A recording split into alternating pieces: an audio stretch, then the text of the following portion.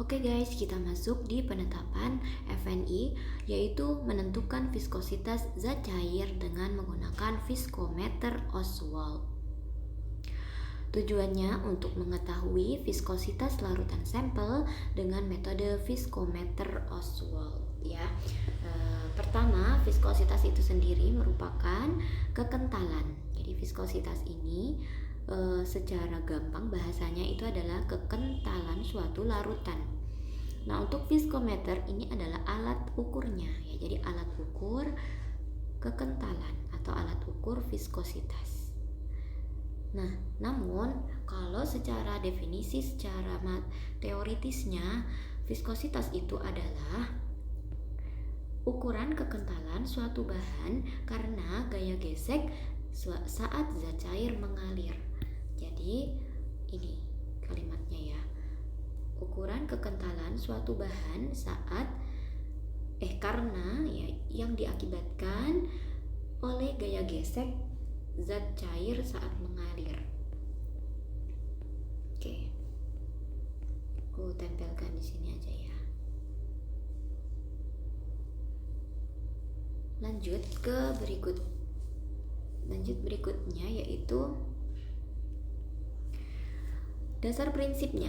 Pada viskometer Oswald yang diukur adalah waktu, yaitu waktu yang dibutuhkan oleh sejumlah tertentu cairan untuk mengalir melalui pipa kapiler dengan gaya yang disebabkan oleh berat cairan itu sendiri.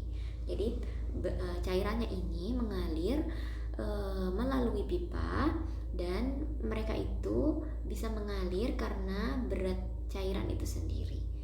Ya, karena berat jadi dia bisa mengalir ke bawah, betul ya.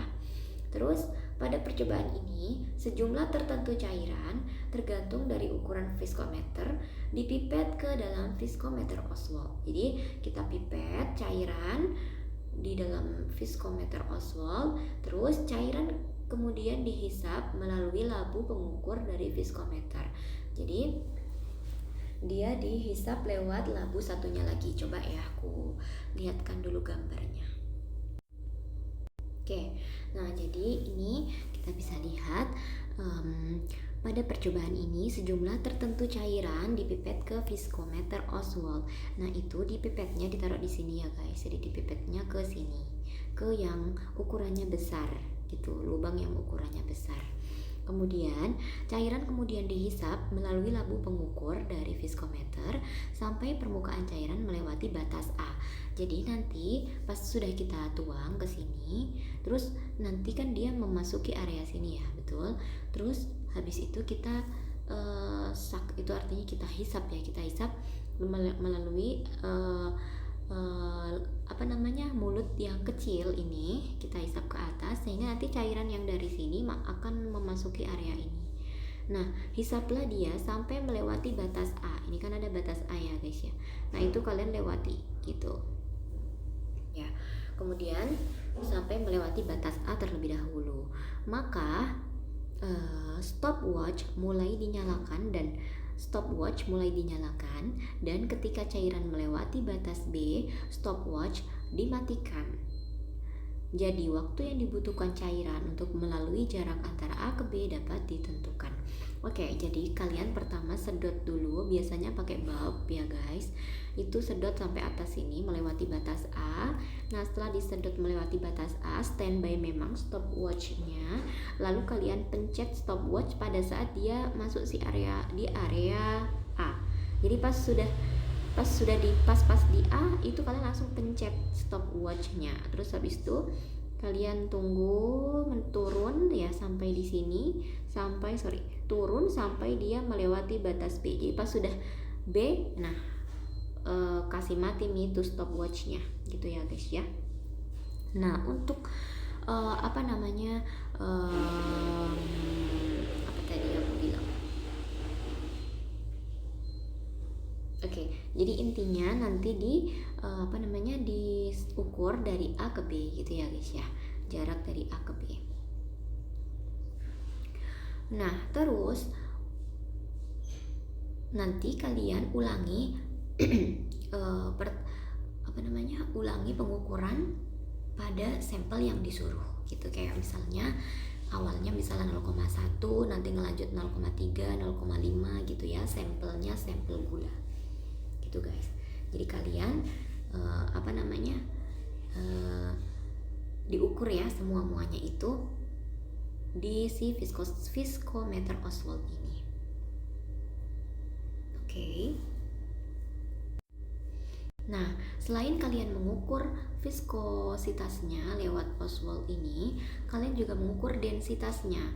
Ya, densitas ini diukur densitas ini diukurnya menggunakan piknometer.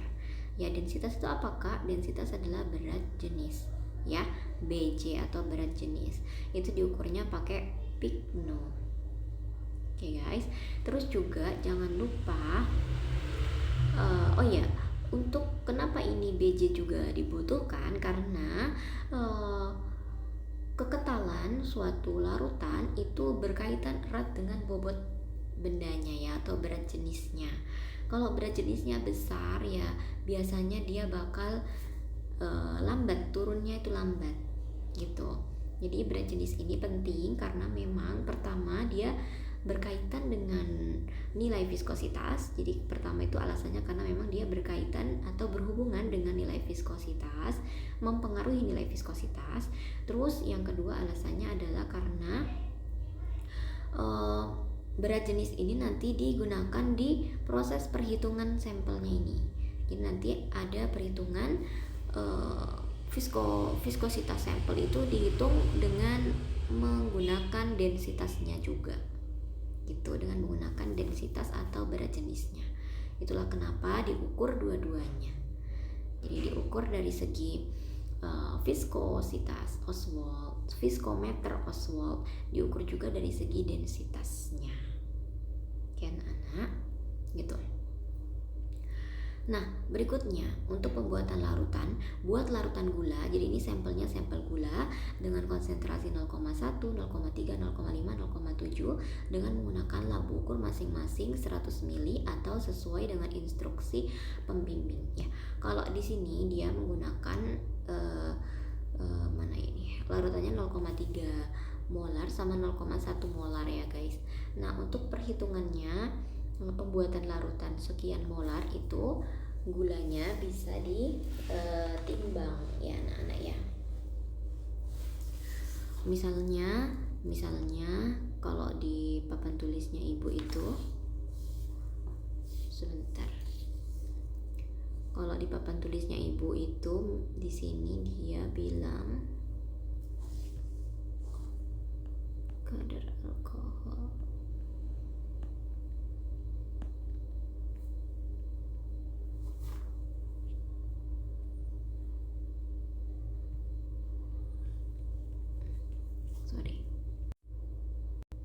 Oke, nah di sini dilihat bahwa untuk pembuatan larutan gula misalnya 0,1 m ya, gula 0,1 m, maka rumusnya adalah dengan menggunakan penimbangan yaitu M sama dengan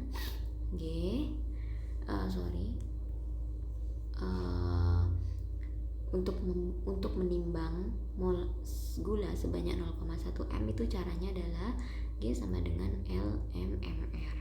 Ya, ini berasal dari rumus molaritas, yang mana molaritas kita tahu ya rumusnya gram per mr dikali liter. Betul? Maka kalau aku mencari gram, ini tinggal dikali silang. Jadi M dikali mr dikali liter. Gitu ya guys. Nah, molaritasnya adalah ini 0,1, berarti 0,1 dikali mr. Mr gula, kita tahu bahwa gula adalah sukrosa. Jadi gula itu setara dengan sukrosa, yaitu harusnya C6H12O6.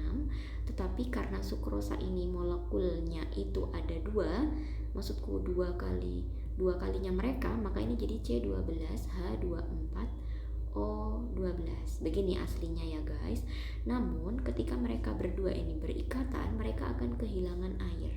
Jadi kehilangan hidrogennya 2, kehilangan oksigennya 1. Jadi sisa apa Kak? C12-nya, C-nya tetap ya anak-anak. H-nya sekarang berkurang 2, berarti H24 kurang 2 berarti H22. Ya, H22. O yang tadinya 12 berkurang 1, maka dia jadi 11. Ya, jadi ini sama kayak punya ibu yang ini ya. maka nanti MR-nya kalau dihitung dia adalah 342 gram per mol. Oke, molaritas satuannya adalah mol per liter. Jadi nanti perhitungannya aku tulis di bawah ya. M dikali MR dikali liter. Gram sama dengan, M-nya 0,1 mol per liter, MR-nya itu 300 berapa tadi? 342 gram per mol dikali liternya itu misalnya suruhnya ibu itu 100 mili, berarti 0,1 liter. Jadi ini tinggal dicoret. Jadi nanti ketahuan berapa gramnya, gitu ya.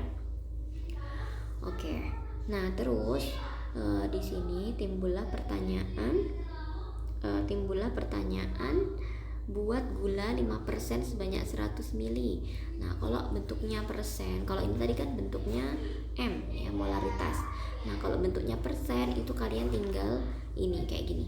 Jadi 5/100, karena 5% berarti 5/100 dikali disuruhnya berapa? 100 mili, berarti dikali 100 mili. Maka nanti ini disuruhnya. Jadi angka yang di sini adalah volume yang disuruh gitu ya. Jadi tinggal tercoret, maka hasilnya adalah 5 gram. Jadi kalau 5% nimbangnya ya 5 gram gitu ya guys ya. Ke labu ukur 100 tapi ya gitu. Nah, kalau misalnya ini tadi sudah ya. Nah, kalau 0,2 N berarti gimana nanti rumusnya kalau N? Nah, kalau N itu kan berarti nanti rumusnya G sama dengan LNBE gitu. Jadi bukan LMMR lagi tapi LNBE. Jadi kalian bisa bandingkan ya. Kalau N pakainya BE, kalau M pakainya MR, kayak gitu guys. Itu wajib ingat dan harus itu dari luar kepala ya rumus ini ya. Nah, tetapi anak-anak, karena gula ini merupakan senyawa organik ya, maka maka dia itu susah dicari BE-nya gitu. Jadi tidak bisa menentukan BE dengan tepat. Makanya ketika membuat gula itu dihindari, maksudku jarang banget orang nyuruh dalam bentuk N gitu, pasti dalam bentuk M. Kenapa Kak? Karena dia merupakan senyawa organik yang mana berat ekivalennya itu susah atau tidak bisa dihitung karena memang dia tidak mengion gitu ya. Karena ingat ya, BE berhubungan dengan rumus MR per valensi. Nah, valensi ini berkaitan dengan ion ya, berkaitan dengan ion dari senyawa tersebut. Sedangkan gula ini kan nggak mengion ya, makanya nggak pernah kayaknya disuruh bikin gula tapi dalam bentuk N, seringkalinya dalam bentuk M gitu ya anak-anak ya. Oke, berikutnya lanjut ke cara kerjanya ini. Penentuan densitas atau berat jenis larutan gula. Bersihkan pigno, bilas dengan alkohol dan diletakkan dalam oven kering. Dinginkan dalam desikator ya. Kemudian ini tahu ya, pembersihan ini ya gunanya supaya tidak ada zat atau memastikan pigno benar-benar bersih dari kontaminan. Terus timbang pigno kosong dan penutupnya dengan neraca analitik, isi dengan aquades penuh lalu pasang tutupnya. Keringkan dengan, jadi dikasihnya harus penuh guys, terus nanti kalian tutupnya dipasang. Jadi pas tutupnya dipasang itu yang terjadi adalah airnya itu tumpah-tumpah gitu, dan itu nggak apa-apa, harus tumpah-tumpah memang ya anak-anak. Terus habis itu karena tumpah-tumpah maka di sini harus dikeringkan ya, keringkan dengan tisu lalu ditimbang kembali. Nah, jangan lupa ketika pengerjaan densitas air, kalian harus ukur suhu airnya dengan termometer. Dan kenapa ini suhu ini penting banget? Karena suhu ini nanti digunakan untuk menentukan densitas ya, dan juga untuk menentukan viskositas dari air maksudnya ya. Oke, jadi ini penting banget suhunya, karena kita bisa membaca tabel densitas dan viskositas kalau ada suhunya gitu ya guys ya. Terus bersihkan kembali pigno dengan aquades lalu bilas dengan larutan contoh. Nah, sekarang contohnya baru dikerja. Jadi pertama aquades dulu baru contoh ya anak-anak. Isi cairan contoh hingga penuh, kemudian pasang tutupnya kayak tadi. Keringkan bagian luar pigno yang basah dengan tisu, ditimbanglah lagi. Diulangi langkah tersebut untuk contoh yang lain. Pokoknya dikerja kayak begitu terus ya. Ya, dibilas dengan Aquades, dibilas dengan contoh, baru dimasukin contoh gitu-gitu. Terus aja. Nah, terus untuk pengukuran laju aliran air dengan viskometer Oswald, caranya bersihkan viskometer Oswald dengan Aquades, bilas dengan alkohol, lalu keringkan dalam oven dan dinginkan. Dipipet 5 atau 10 ml Aquades dengan pipet volume. Ingat, pipetnya harus pipet volume ya guys. Ke viskometer Oswald melalui pipa yang besar. Ingat pipanya tadi yang sudah aku jelaskan ya anak-anak. Dan itu air dulu ya dikerja. Nah, terus pada pipa kecil hisap cairan hingga melewati batas skala A. Ini tadi sudah dijelaskan. Kemudian pipa yang besar ditutup dengan jari. Oh ya, pipanya ini harus ditutup dengan jari ya guys, yang besar maksudnya. Kenapa? Karena kalau nggak ditutup dengan jari, nanti cairannya bakal langsung turun segera gitu, tanpa padahal kita belum bersiap-siap mencet stopwatch, dia udah turun duluan gitu loh guys. Makanya harus ditahan pakai jari yang besarnya itu tadi. Oke, nah baru disiapkan stopwatch, biarkan cairan mengalir dengan membuka jari dan menutup pipa yang besar. Oke, jadi kalau sudah nanti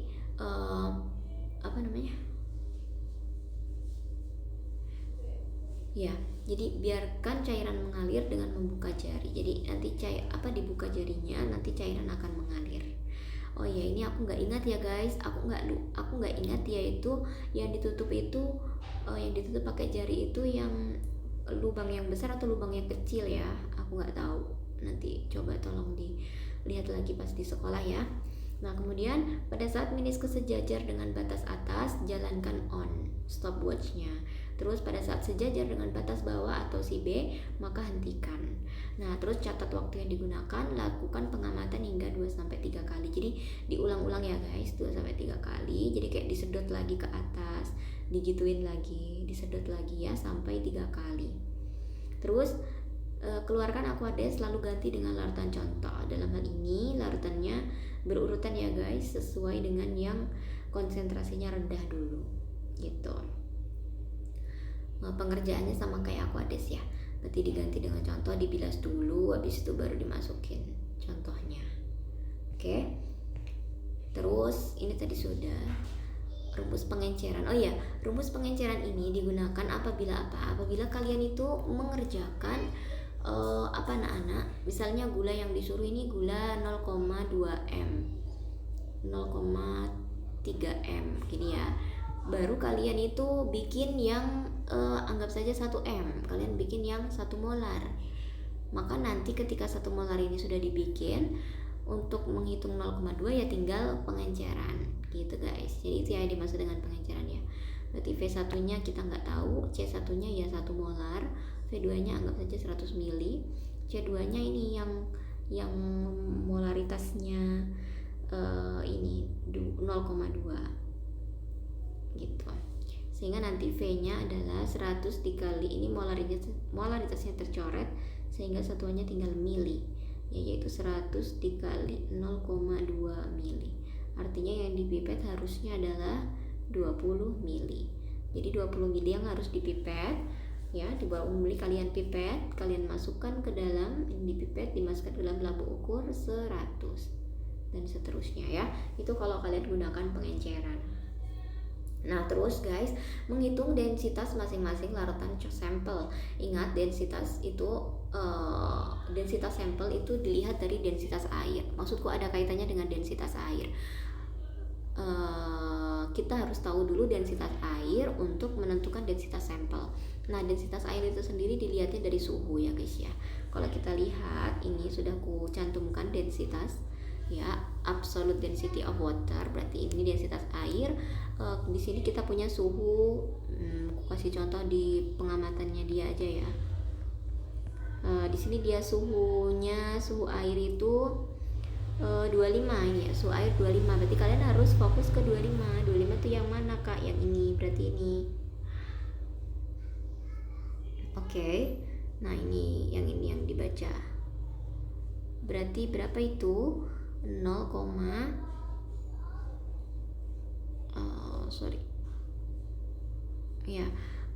pas ini ya. Ya, berarti ini ini cara bacanya adalah melihat orang sebelumnya, yang panjang sebelumnya, yaitu 0,9979 ya, sampai 4 angka ini ya, 0,9979, terus 92 nya diganti, oh iya benar, 92 nya diganti 44 gitu guys. Jadi 92 nya diganti 44. Kalau kita lihat ya, tuh benar ya.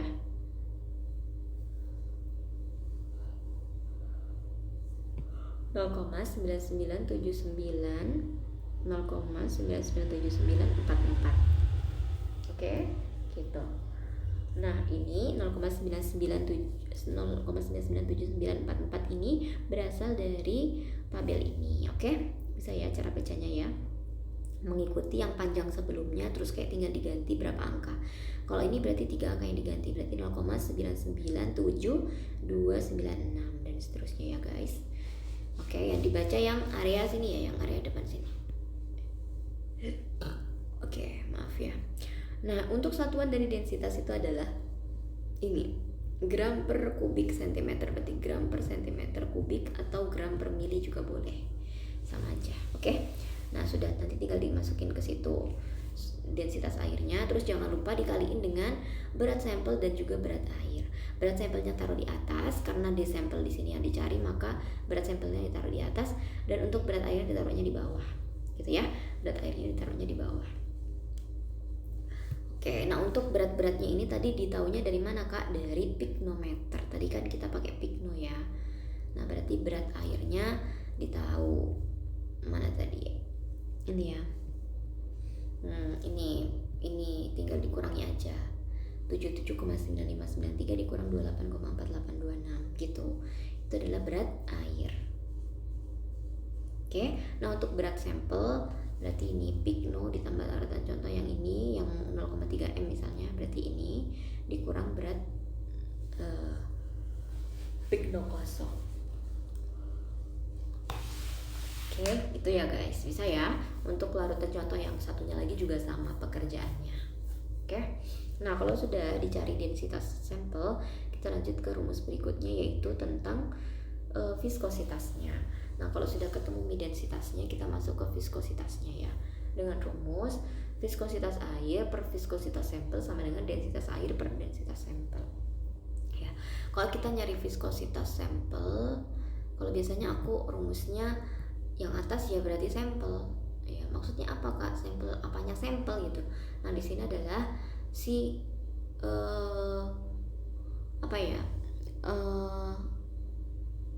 sebentar guys.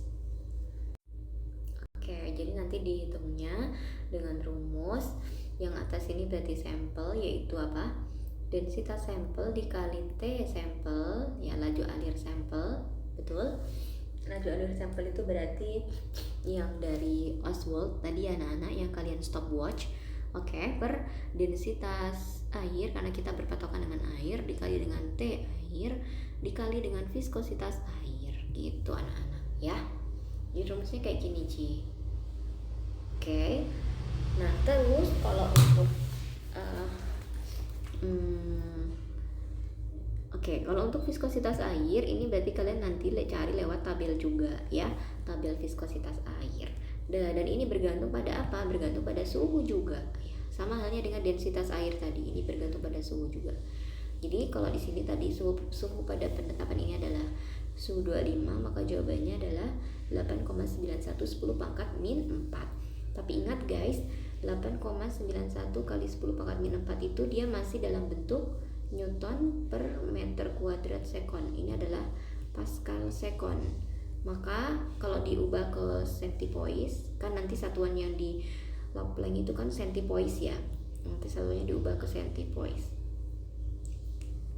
Disingkat dengan CP ya, centipoise. Nah, centipoise itu cara mengkonversinya adalah dikali 1000 ya, gitu. Jadi dikali 1000, jadi hasil 8,91 10 pangkat min 4 dikali 1000 berarti 8,91 dikali 10 pangkat min 4 dikali 1000. 1000 kan 10 pangkat 3 ya. Nah, ini tercoret sehingga tersisa min 1 alias 8,91 10 pangkat min 1, atau kita tahunya dengan 0,891 gitu ya. dan itu sudah sesuai dengan yang ditulis di sini 0,891 gitu. Jangan lupa ya, satuannya adalah centipoise. Ini juga centipoise, CP aja bisa. Oke anak-anak, satuan dari densitas tuh kayak gitu, centipoise. Oke, nah apabila ada suhu yang agak aneh, misalnya suhunya itu di angka misalnya anggap aja 27, maka 25 kan 27 kan berarti antara 25 dan 30, berarti 27 misalnya. Maka nanti ini juga dicari X-nya. Gitu caranya, yang tengah kurang yang atas, 27 kurang 25 dibagi dengan yang bawah kurang yang atas, 30 kurang 25. Sama dengan ini juga sama, yang tengah kurang atas berarti X dikurang 8,9110 pangkat min 4 dibagi ini yang bawah berarti 7,9610 pangkat min 4 dikurang yang atasnya berapa ini ya, 8,91 10 pangkat min 4. Oke. Ini nanti tinggal dihitung biasa ya. Ini dikurangi berapa, ini dikurangi berapa. 27 kurang 25 itu adalah 2, 30 kurang 25 itu 5, sama dengan X dikurang 8,9110 pangkat min 4 nya tetap. Terus ini 7, ini dikerja di kalkulator sekian. Anggap saja misalnya 50. Nanti tinggal dikali silang gitu ya guys ya. 2 kali 50 sama dengan 5 dikali X dikurang 8,9110 pangkat min 4. Sudah, nanti tinggal dikasih masuk ya. Ini misalnya 100 sama dengan 5 kali X berarti 5X dikurang, intinya 5 dikali 8,9110 pangkat min 4. Kayak gitu guys ya. Terus nanti tinggal dicari X nya gitu. Aku kasih contoh ya.